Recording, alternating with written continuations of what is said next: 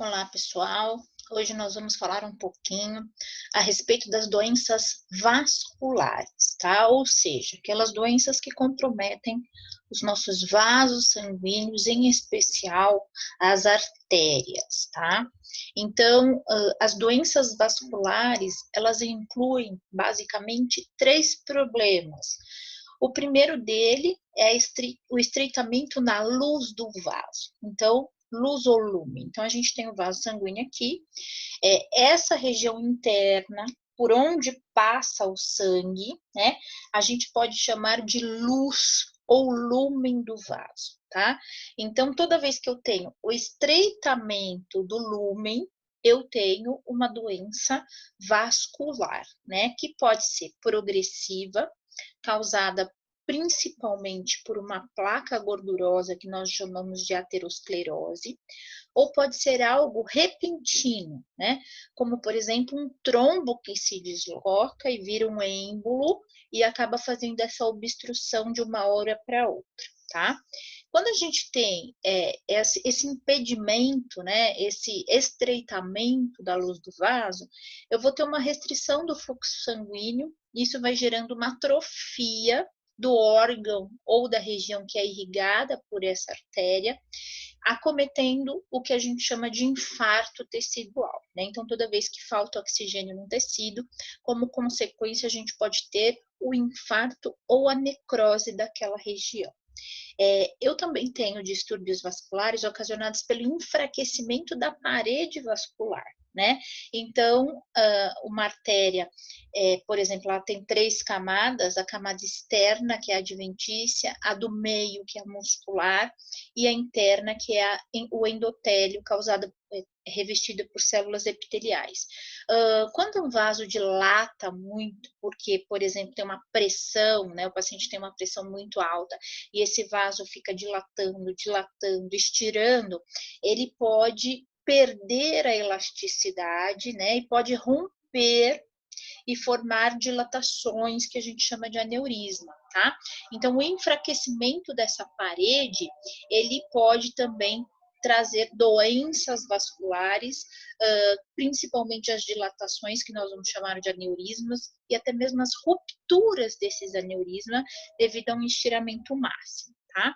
E outro problema que a gente pode ter na vasculatura é a formação de depósito de trombo. Então, esse trombo no vaso, ele também pode causar obstrução, né? E, consequentemente, uma embolia. O principal distúrbio vascular que a gente tem, né, é chamado de arteriosclerose, tá? Então, o que é uma arteriosclerose? É uma síndrome em que a gente vai perder a elasticidade do vaso, tá? Então, a aterosclerose nada mais é do que um espessamento das artérias, tá? Então, esse espessamento pode ser da parede ou um espessamento interno, ele vai fazer com que essa artéria se torne menos elástica, tá? O termo, né, artério significa artéria, então é um comprometimento arterial, né? E esclerose significa endurecimento dessa artéria ou perda de elasticidade, tá? E aí a gente tem, dentro desse grupo de patologias, né, três classes de arterioscleroses. A primeira dela, que é a fibrogordurosa, bastante comum, né? Que é uma perda de elasticidade pelo depósito de gordura na artéria, tá? Que é conhecida como aterosclerose. Então, aterosclerose é um tipo de arterioesclerose, tá? Sendo que, nesse caso, né, o que leva à perda de elasticidade é a placa ateromatosa ou depósito de gordura dessa artéria, tá? Também conhecida como fibrogordurose. Um outro tipo de arterioesclerose é o depósito de cálcio na parede das artérias, tá? Nesse caso, essa arteriosclerose também pode ser chamada de esclerose de Monkenberg, quando a gente vai ter cálcio na artéria, fazendo com que ela fique rígida e calcificada. E um outro grupo bastante comum, né, é a arterioesclerose hipertensiva, que é um enrijecimento devido a uma pressão alta constante nesse paciente, tá? Então, nós vamos comentar basicamente as duas principais arterioesclerose, que são aterosclerose fibrogordurosa e arterioesclerose hipertensiva. Antes de falarmos desse comprometimento, vamos recordar, né, da estrutura de uma artéria. Então, como eu falei para vocês, a camada mais externa é a adventícia, que reveste externamente essa artéria, é responsável pela inervação desse vaso, tá?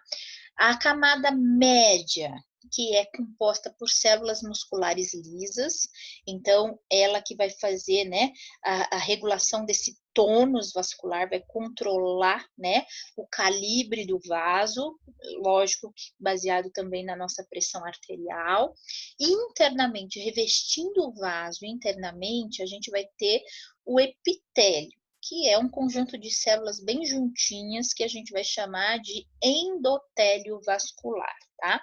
Então, o sangue, ele fica em contato direto com o nosso endotélio vascular, ok? Aqui nessa outra imagem, a gente vê num outro ângulo, então a camada mais externa é a adventícia, a do meio é a muscular, chamada de camada média, e a que fica em contato com o sangue é a camada íntima. Vamos começar falando, então, da aterosclerose fibrogordurosa. Então, o que é aterosclerose? É um tipo de arterioesclerose, né, caracterizada pela deposição de uma placa fibrogordurosa na camada íntima do vaso.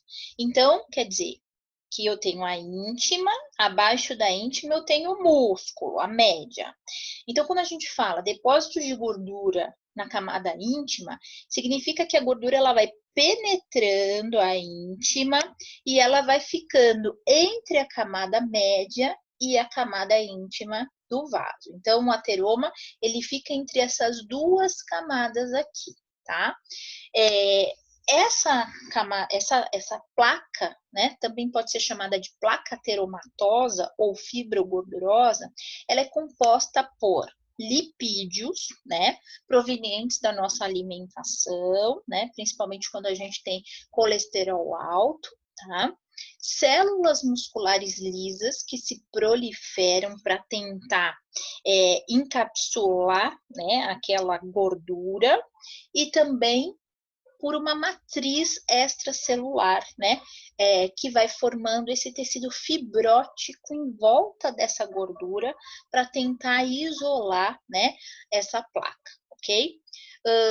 Essas ateroscleroses, elas acometem principalmente as artérias musculares e elásticas da região da aorta abdominal, a aorta torácica, as coronarianas, que são causas de infarto, né? Da artéria poplítea ali da região da coxa, né? E as carótidas internas. Então, quando eu tenho um ateroma aqui, o principal problema é faltar oxigênio para o sistema nervoso central e esse paciente tem um AVC. Da artéria coronariana, é que esse paciente possa ter um infarto, né? Das aortas abdominais e torácica, é comum o paciente ter um aneurisma, né? Como complicação dessa placa ateromatosa. A epidemiologia. Então, a aterosclerose é uma doença que compromete todas as nações e povos, é menos prevalente na África e na Ásia devido aos hábitos alimentares, tá? Muito prevalente nos Estados Unidos devido à alimentação deles serem ricas em gordura, principalmente, tá? Fast food. E a prevalência e a gravidade da aterosclerose estão relacionadas aos fatores de riscos constitucionais e os riscos modificáveis, né? Então, o que é um risco constitucional? É aquele que a gente não consegue mudar. Então, por exemplo, a nossa idade. Então, quanto mais velho, maior é o risco da gente ter acúmulo de gordura nas nossas artérias, tá? É genético, também é um risco constitucional, que eu não consigo mudar. Mas a maioria do risco associado à aterosclerose, eles são riscos modificáveis. Por exemplo, a alimentação, o tabagismo, a não prática de exercício. Então, quer dizer, esses riscos modificáveis eu preciso melhorar para diminuir o risco da aterosclerose como um todo. Como se dá a patogenia da doença? Então, como que eu tenho o depósito de gordura se formando na minha artéria? Então, primeiro, eu tenho que ter, né, agressão endotelial, lesão endotelial crônica. Aquela camada íntima do vaso tem que ser agredida. E o que que faz a gente ter uma lesão endotelial crônica? Por exemplo, uma hiperlipidemia. Então, quando eu tenho aumento de gordura circulante, eu leso a minha camada endotelial e eu aumento o risco de ter o ateroma. Diabetes, né? Então, o açúcar em excesso, ele vai se ligando ao endotélio, vai oxidando esse endotélio, fazendo com que a permeabilidade endotelial aumente. E se aumenta a permeabilidade, eu favoreço o depósito de gordura nessa artéria. Fatores hemodinâmicos, como, por exemplo, uma hipertensão, uma embolia, tá? A própria hipertensão, porque eu faço estiramento, afasto esse vaso e facilito a penetração de gordura. O tabagismo, por ser altamente oxidante, né? E também por reações imunes, né? Onde eu vou destruir células do endotélio, favorecendo a penetração de gordura. Essa lesão crônica, né, por qualquer um desses fatores, vai gerando uma disfunção endotelial. Essa disfunção endotelial, ela vai aumentar a permeabilidade de LDL colesterol, que é chamado de colesterol ruim, vai favorecer a adesão de leucócitos no local, de monócitos e plaquetas, fazendo com que eles migrem para a camada íntima do vaso, gerando ali um processo inflamatório, tá? E aí, a liberação de fatores de crescimento, né, por essas células, vai favorecer com que a gente tenha migração, né, e também a proliferação de células musculares lisas. Então, eu começo a produzir mais células musculares lisas, para tentar o quê? Né, encapsular aquela gordura que está penetrando ali naquela camada íntima, tá? Com isso, eu começo a formar o que a gente chama de células espumosas. O que que é a célula espumosa? É quando eu tenho macrófago fagocitando a gordura e células musculares lisas fagocitando a gordura. Porém, elas não conseguem digerir essa gordura. Então, eu começo a ter um aumento do processo inflamatório naquela região, favorecendo a proliferação de colágeno, né? Fazendo com que haja um revestimento dessa placa por material fibrogorduroso, tá? E aí, como eu tenho já um processo inflamatório crônico instalado, né, eu tenho um aumento do que a gente chama de oxidação da LDL no local, né, oxidação daquela lipoproteína carreadora de lipídios, e eu tenho, então, um processo inflamatório crônico. Então, na verdade, quando a gente fala em aterosclerose, eu estou falando de um processo inflamatório crônico que causa a deposição de gordura na parede das artérias, tá? Isso daí foi proposto, né, essa hipótese de lesão foi proposta em 1973 e reformulada agora em 1993. Como se dá, então, a patogenia da aterogênese? Então, no desenho a gente começa a ver. Eu vou ter uma lesão no endotélio, que é aquela camada mais que fica em contato com o sangue, eu vou ter migração, né, das células musculares lisas para a íntima, onde está ali a gordura. Eu começo a ter multiplicação dessas células musculares lisas, né, proliferação de células musculares lisas, e com isso eu tenho um processo inflamatório ali e uma elaboração de uma matriz extracelular, quer dizer, placa fibrogordurosa, para tentar encapsular aquela gordura que está penetrando ali. Então, ali eu tenho uma íntima normal, sem lesão, depois eu tenho uma íntima já com lesão, a gente começa a perceber, então, uma disfunção endotelial, né? Um aumento da permeabilidade desse endotélio, a migração de células musculares lisas para a região, de monócitos e leucócitos, essas células tentando fagocitar esses lipídios, formando o que a gente chama de células espumosas, e um aumento do processo inflamatório por essa fagocitose, liberação de fatores inflamatórios, como citocinas, fator de necrose tumoral, e com isso eu tenho também a elaboração de uma fibrose em volta desse tecido gorduroso, formando o que a gente chama de placa fibrogordurosa ou placa ateromatosa. Como que é o aspecto dessa placa, né? Ela é focal, né? E elevada para o interior da íntima. Então, por exemplo, a íntima está aqui, o sangue está passando aqui, essa camada gordurosa ela se projeta para a luz do vaso, então ela vai estreitando esse vaso, né? Então por isso que ela não pode ser muito grande, porque isso faz com que haja obstrução, vasoclusão e falta oxigênio para o tecido que aquela artéria está irrigando. Macroscopicamente ela tem um aspecto branco amarelado, porque é gordurosa, tá? No meio, a gente vai ter uma placa lipídica, gordura, e em volta desse lipídio, a gente vai ter uma cápsula fibrosa, né? Por quê? Porque é um processo inflamatório crônico, onde eu vou ativar também, né, a cicatrização, né? Então, eu vou formar uma cápsula fibrogordurosa, porque é um processo inflamatório crônico. Trata-se de um processo progressivo, né? Sendo que o depósito de gordura na nossa artéria começa na infância, gente, e culmina, né, em dado momento com a invasão, com a projeção desse ateroma na luz do vaso, tá? Então, a gente tem que entender que as variantes comuns de uma placa ateromatosa é desde uma estria gordurosa, quer dizer, uma camada bem fininha de gordura ali na camada íntima, e uma placa elevada, né? Complicada, que pode ser calcificada, né?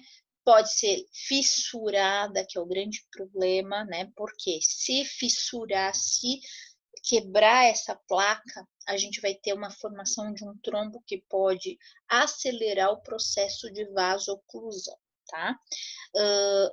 A etiologia, né? Então, qual é a causa da aterosclerose? Ela é multifatorial.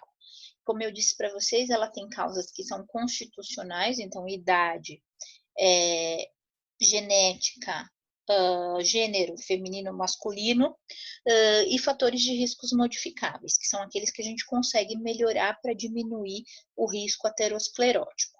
Então, a etiologia é multifatorial, então os fatores constitucionais que eu não mudo são idade, gênero e genética familiar, e os modificáveis incluem a hipertensão, se eu for hipertensa, eu tenho que tomar medicação para controlar, tabagismo, diminui o tabaco, a hipercolesterolemia, que está relacionada com a dieta, o diabetes, que está relacionado com dieta e às vezes geneticamente falando, a obesidade, né? O estilo de vida estressante e sedentário e os níveis elevados de LDL colesterol e reduzidos de HDL colesterol. Então, existem vários riscos que eu consigo melhorar, portanto, eu chamo ele de risco modificável, tá?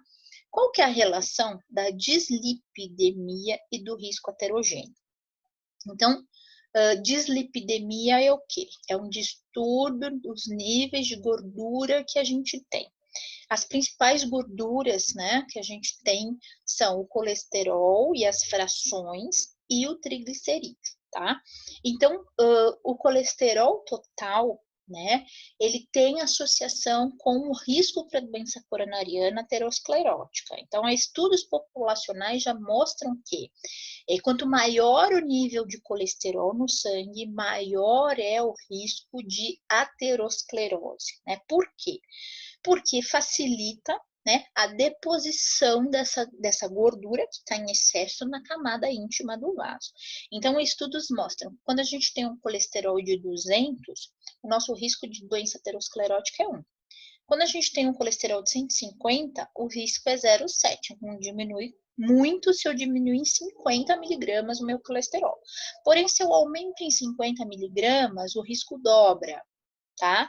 E aí vai, a cada 50 miligramas mais alto que eu tenho de colesterol, eu dobro o meu risco de doença aterosclerótica. O triglicerídeos, o valor normal é abaixo de 150 miligramas por decilitro. Se ele tiver até 199, o risco de doença é baixo, porém, quando ele está de 200 a 499, eu tenho um risco elevado de doença vascular periférica, tá?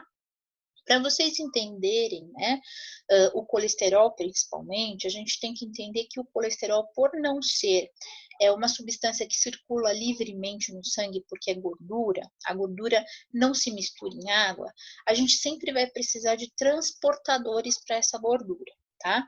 E quando a gente fala em colesterol, a gente sempre fala de colesterol total, que é o nível de gordura que eu tenho, e as frações. O que são essas frações? São as lipoproteínas que transportam essa gordura no nosso organismo. E a gente tem basicamente dois tipos de lipoproteínas. A HDL colesterol, que é chamada de colesterol bom, e a LDL colesterol, que é chamada de colesterol ruim. Por quê? Por que a gente chama HDL de colesterol bom? Porque o papel da HDL colesterol é remover depósito de gordura das nossas artérias e trazer essa gordura para o fígado, para ela ser metabolizada.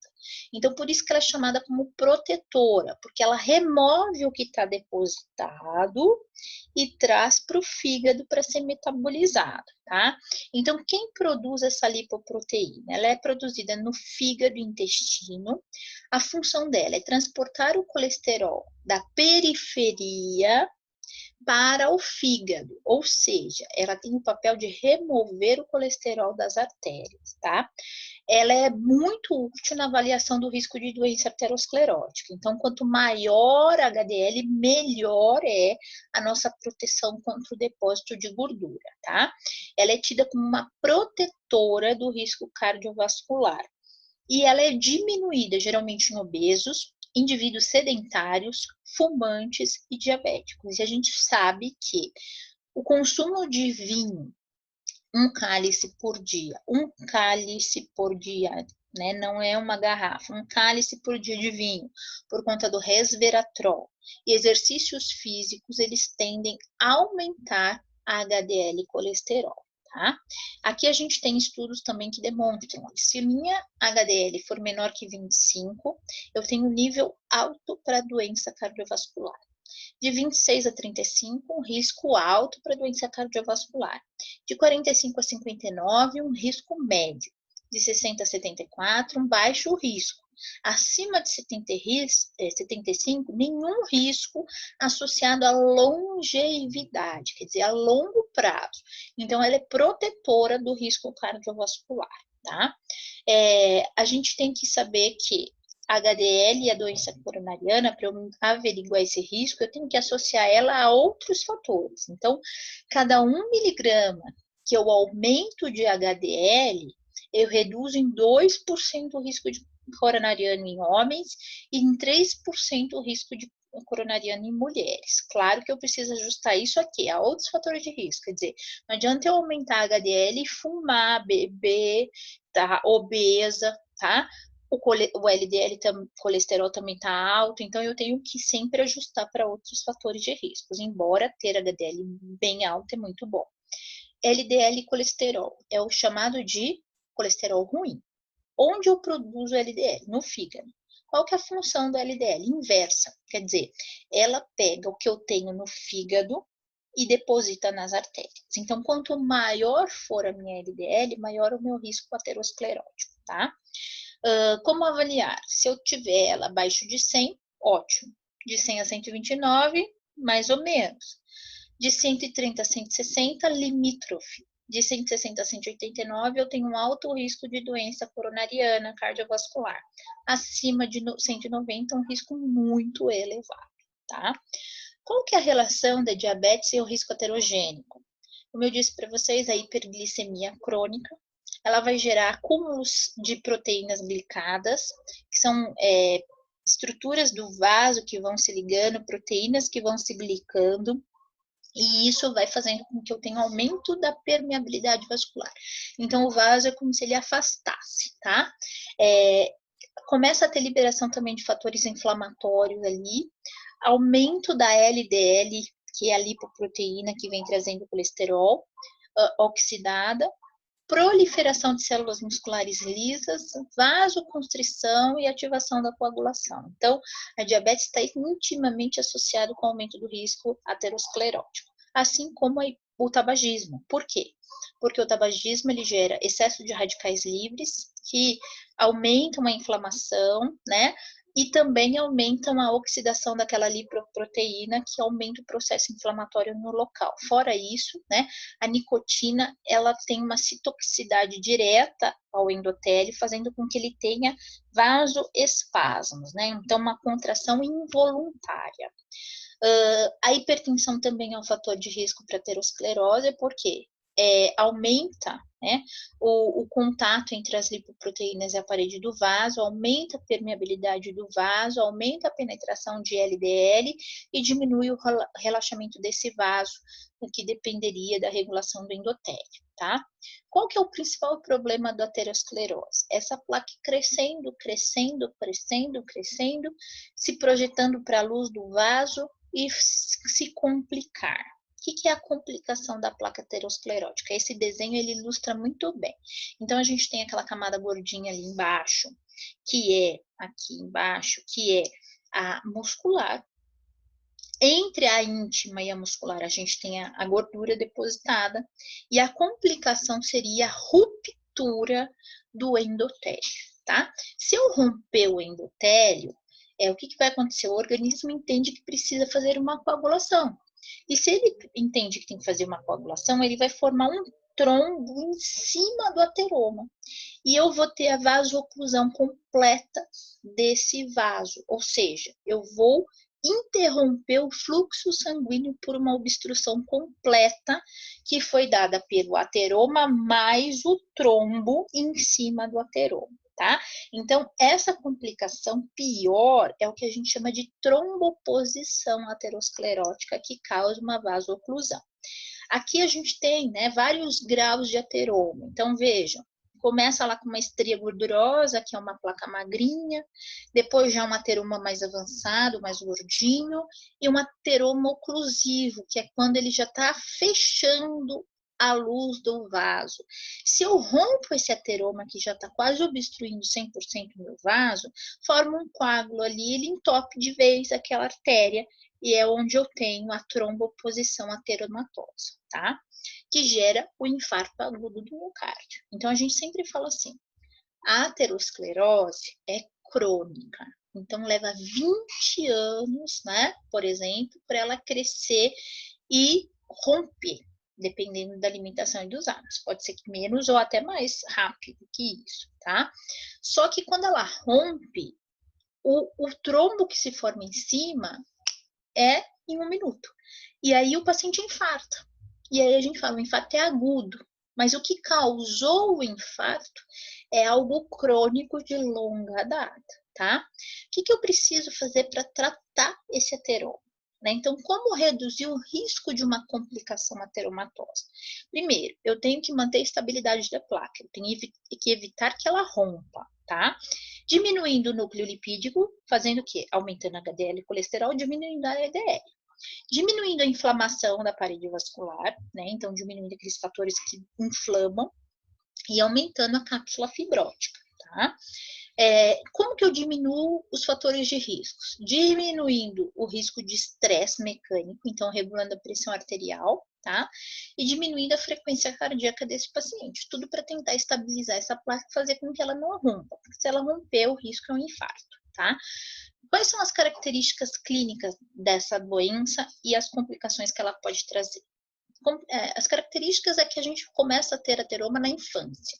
Então, a depender da minha alimentação, com 30, 40 anos, a minha placa pode estar no nível muito avançado ou não, tá? Ela provoca um estreitamento do lúmen das artérias, da luz do vaso. Ela pode romper e fazer o que a gente chama de tromboposição e vasoclusão, causando geralmente um infarto. Ela pode trazer um enfraquecimento da parede vascular, né, porque ateroma também é um tipo de arteriosclerose que vai deixando essa artéria enrijecida, e por ela estar mais rígida, ela pode romper, né, dilatar, formando um aneurisma. Ela pode fazer com que a gente tenha um tromboembolismo de uma placa de colesterol, aquela gordura pode soltar e parar em locais à distância.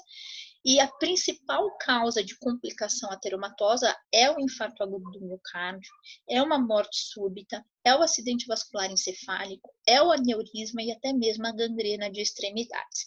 Então, as complicações principais estão em cérebro, coração e membros, tá? Como que eu previno? Abstenção ou abandono do fumo, controlando a pressão arterial, reduzindo o peso, melhorando minha dieta, fazendo exercício físico, moderando o consumo de álcool e, principalmente, diminuindo os níveis de LDL e colesterol e aumentando os níveis de HDL e colesterol. Outro tipo de arteriosclerose é a arteriosclerose hipertensiva, tá? E o que é hipertensão? É quando eu tenho pressões arteriais acima de 140 milímetros de mercúrio por 90, tá? 14 por 9. Os fatores de risco são múltiplos, né? E a gente sabe que a pressão arterial, ela sempre aumenta o risco de doença coronariana, vascular encefálica, insuficiência cardíaca congestiva e até mesmo problemas renais, tá? A etiologia, ela é multifatorial e a regulação da PA, ela está associada a fatores genéticos e fatores ambientais, tá? Dependendo também do volume sanguíneo e da própria resistência do vaso sanguíneo. Então, se eu tenho um ateroma, a resistência, a rigidez dessa parede é ruim. Então, a tendência é que aumente a pressão arterial. Por isso que esse paciente tem que ser medicado. Os fatores de riscos para hipertensão: idade, consumo de álcool, de café, sal, tabaco, excesso de peso, ser do sexo masculino, a hipercolesterolemia e o diabetes são fatores de risco para hipertensão, tá? Como se dá a patologia vascular na hipertensão? A gente tem que essa patologia hipertensiva, ela acelera a aterogênese, tá? Porque ela lesa o endotélio, tá? Ela provoca alterações estruturais na parede dessa artéria, que aumentam o risco de uma dissecção aórtica, que é como se fosse uma fissura dessa artéria, tá? Podendo também ocasionar ruptura da artéria por pressão muito alta, de arteríolas principalmente, causando hemorragias cerebrovasculares. E a pressão alta, ela afeta primeiro as artérias de pequeno calibre, que a gente chama de arteríola, né? Principalmente da região renal, né? Causando uma patologia conhecida como arteriosclerose, tá? Então, a gente tem basicamente dois tipos de arteriosclerose hipertensiva, tá? Que é o que? A perda de elasticidade dessas arteríolas por pressão alta. A primeira delas é chamada de hialina. A arteriosclerose hialina, ela é muito comum em diabéticos, onde a gente vai ter deposição de glicoproteína, quer dizer, aquela proteína glicada ligada ao açúcar na parede do vaso, fazendo com que essa arteríola perca elasticidade, tá? Então, ela é muito comum em diabéticos. E a gente também tem a arteriosclerose hipertensiva, hiperplásica, tá? Que é o que? Essa hiperplásica. Por ter pressão muito alta, esse vaso ele trabalha mais para manter o seu calibre, a camada muscular da artéria vai ficando hiperplasiada, tá? E como ela está muito, né, robusta, essa artéria vai perdendo elasticidade, porque o músculo vai ficando mais forte, tá? E aí a gente acaba tendo, né, uma perda de elasticidade pela própria camada muscular que está mais robusta, deixando esse vaso mais rígido, tá? Então, nessa aula de hoje, a gente falou de dois problemas vasculares que estão muito associadas a doenças coronarianas e cardiovasculares. A primeira delas nós falamos sobre um tipo de arterioesclerose, que é o quê? O enrijecimento de uma artéria por deposição de placa gordurosa, que é a aterosclerose, né? Então, a arterioesclerose é a perda de elasticidade. A causa dessa perda, se for gordura, essa arterioesclerose é chamada de aterosclerose fibrogordurosa. Se for hipertensiva, né, a gente vai ter ali dois tipos de arterioesclerose, a hialina e a hiperplásica, tá? Então, nós falamos desses dois tipos de patologias que comprometem os vasos. Espero que vocês tenham entendido e até a nossa próxima aula.